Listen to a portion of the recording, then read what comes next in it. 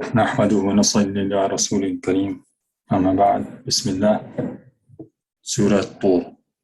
So Surah Tur is a Makki surah, 49 ayats and 2 rukus.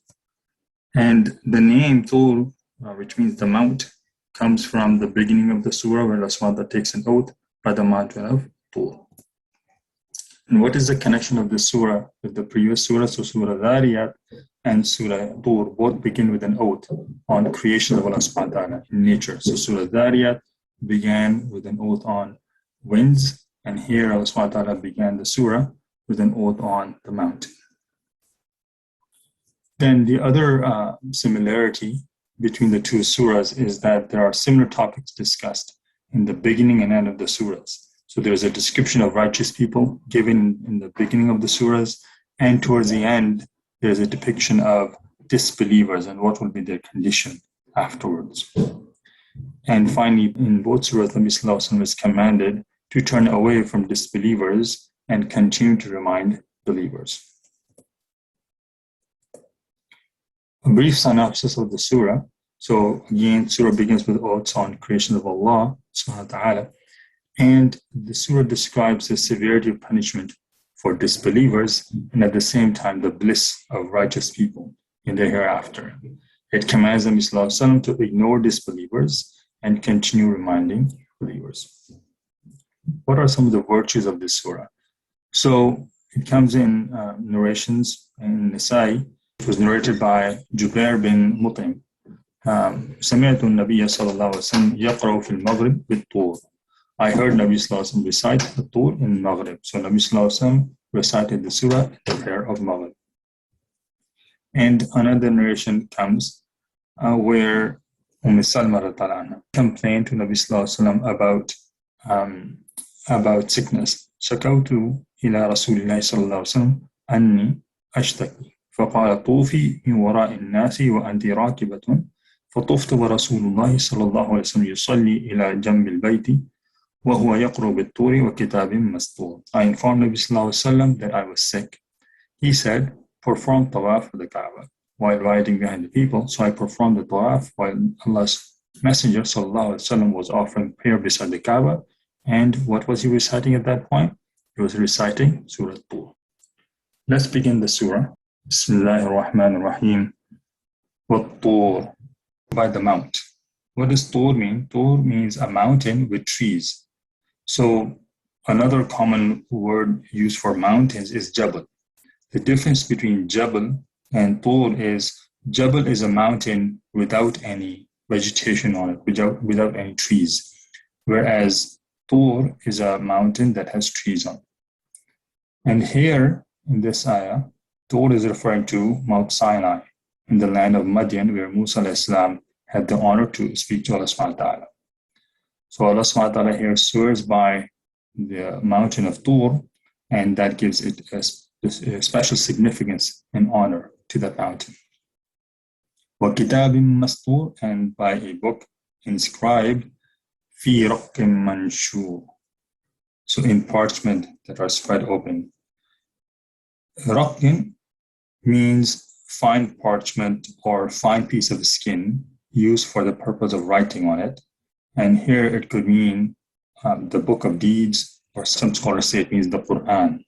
So Allah subhanahu wa ta'ala is taking an oath on the book of deeds or on the Quran itself. Then what does manshur mean? It means mabsutun ghayru makhtumin alayh. So spread out without being sealed. So this is defining those fine parchments on which things are written, that they're spread out, they're not closed. وَالْبَيْتِ الْمَعْمُورِ, and by the frequented house. And what does that mean? Baytul Ma'mur. Baytul Ma'mur is the Kaaba in the seventh heaven and is meant for angels to do tawaf. Narrated by Malik bin Sa'sa in Bukhari, Nabi Sallallahu Alaihi Wasallam said, فَرُفِعَ لِيَ الْبَيْتُ الْمَعْمُورِ فَسَأَلْتُ جِبْرِيلَ فَقَالَ هَذَا الْبَيْتُ الْمَعْمُورِ يُصَلِّي فِيهِ كُلَّ يَوْمٍ 70,000 مَلَكٍ إِذَا خَرَجُوا لَمْ يَعُودُوا إِلَيْهِ آخِرَ مَا عَلَيْهِمْ. So this is describing the events of the of the Mi'raj, where Nabi Sallallahu Alaihi Wasallam was taken to Bayt al-Ma'mur, and he asked Jibreel Islam at that point. And Jibreel Islam then explained that Bayt al-Ma'mur is where there are 70,000 angels that perform prayers on a daily basis. And when they return, when they leave that place, they never return to it. So there are so many angels, so many creations Allah subhanahu wa ta'ala has, that angels, 70,000 of them, come every day and they pray around this Bayt al-Ma'mur, and they leave. They never ever get an opportunity to come back again, because there are other angels that have to come there and pray. Subhanallah. وَالسَّقْفِ الْمَرْفُوعِ, and by the heaven raised. So saqf literally means roof, but it refers to heaven here, as it comes also in Surah Anbiya, ayat number 32. وَجَعَلْنَا السَّمَاءَ سَقْفًا مَحْفُوظًا وَهُمْ عَنْ آيَاتِهَا مُعْرِضُونَ. And we have made the heaven a roof, safe and well guarded, yet they turn away from its sign. وَالْبَحْرِ الْمَسْجُورِ, and by the sea filled with fire. So the word al-masjur is a passive form derived from sajr. It means to light something with fire. And we also learn from Surah Takwir, ayat number 6, وَالْبِحَارُ سُجِّرَتْ, and when the seas are filled with flame. So these are the events of the hereafter, near Qiyamah, where the sea will actually be lit with fire. And after all these oaths, the Jawab al-Qasam comes. إِنَّ عَذَابَ رَبِّكَ لَوَاقِعٌ, indeed the punishment of your Lord will occur. مَا لَهُ مِن دَافِعٍ, of it there is no preventer. So definitely the torment of Allah subhanahu wa ta'ala will happen, and no one will be able to avert it. There's no escape. Once that comes, there is no escape from the punishment of Allah subhanahu wa ta'ala. يَوْمَ تَمُورُ السَّمَاءُ مَوْرًا, on the day the heaven will sway with circular motion. So mawra means to shake violently. This verse describes a violent movement of heavens, of the skies, on the day of judgment. And Mufassirun have explained that all the parts of the earth will move against each other. So it will be a moment of catastrophe, and earth will go into destruction at that time. وَتَسِيرُ الْجِبَالُ سَيْرًا, and the mountains will move away violently. So the mountains will fade away and become scattered particles of dust. Again, all of these are depictions of how severe the day of judgment will be. فَوَيْلٌ يَوْمَئِذٍ لِلْمُكَذِّبِينَ, then woe that day to those who denied. What does wail mean? It comes many times in the Quran. هَلَاكٌ أَوْ حَسْرَةٌ أَوْ شِدَّةُ عَذَابٍ. So destruction or regret or intense punishment. And as a result of Allah subhanahu wa ta'ala's torment and punishment, those who denied the truth will be in severe affliction. الَّذِينَ هُمْ فِي خَوْضٍ يَلْعَبُونَ, and here there's further description of who are these mukadhibin. They are those who are in empty discourse, amusing themselves. So the word khawd means vain or useless discourse. And these are the people who used to live in falsehood, and they engaged in fruitless arguments, making mockery of the religion. And those are the ones who will be in deep trouble on that day. يَوْمَ يُدَاعُونَ إِلَى نَارِ جَهَنَّمَ دَعًّا, the day they are thrust towards the hellfire with a violent thrust. يُدَاعُونَ means يُدْفَعُونَ بِعُنْفٍ وَشِدَّةٍ, pushed violently and forcefully. So this is how the disbelievers will be treated, the mukadhibin will be treated. They will be pushed violently, thrustfully into the hellfire. What will be said to them? هَذِهِ النَّارُ الَّتِي كُنْتُمْ بِهَا تُكَذِّبُونَ. The angel will say, this is the fire which you used to deny. فَسِحْرٌ هَذَا أَمْ أَنْتُمْ لَا تُبْصِرُونَ. Then, is this magic or do you not see? So disbelievers used to say to Nabi Sallallahu Alaihi Wasallam that he does magic on people. and they used to reject his message, calling him a magician. Here Allah subhanahu wa ta'ala is reprimanding them on their ignorance and lack of understanding. So while they're being punished in the hereafter, they will be made aware of, you used to call Nabi Sallallahu Alaihi Wasallam as magician, but look, what is happening to you is exactly what he warned you against. And you did not have that insight. You did not have that understanding when you were in this world before, when this message was given to you. So now the reality is in front of you. It was not magic. This is real. اصلوها فاصبروا أو لا تصبروا سواء عليكم إنما تجزون ما كنتم تعملون. Enter to burn therein, then be patient or impatient. It is all the same for you. You are being recompensed for what you used to do. So at this point, there is no recourse for disbelievers other than bearing the punishment. And this punishment will be so severe that they will be asking for a reprieve, but none shall be given to them. Instead, Allah subhanahu wa ta'ala reminds them that they are harshly treated and severely punished, not because of any injustice to them. Rather, this is because of their own deeds and disbelief in the word. Let's quickly review ayat 1 to 16.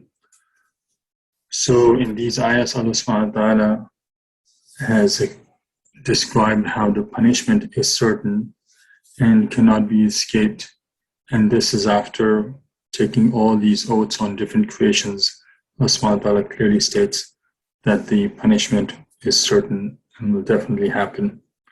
We learn about, in one of those oaths, about Baytul Ma'mur, which is the Kaaba for angels in the seventh heaven.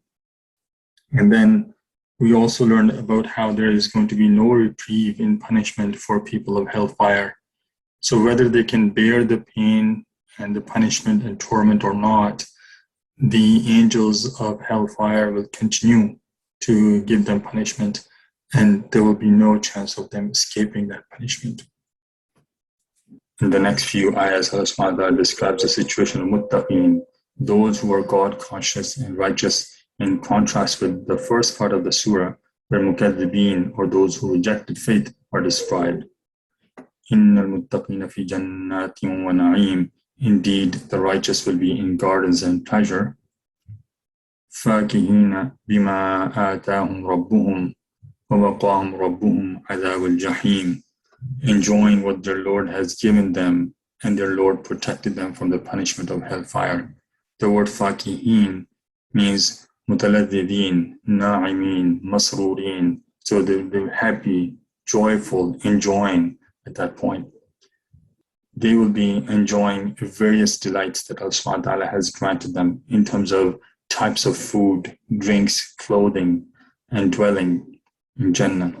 Moreover, Allah subhanahu wa ta'ala specifically mentions their protection from punishment of hellfire as an additional bounty, since this is indeed a huge blessing and favor upon them, which they would not have attained themselves. It was only through the mercy of Allah subhanahu wa ta'ala that they were able to escape the punishment and terrors of hellfire. What will be said to them? Kulu washrabu hani'an bima kuntum ta'malun.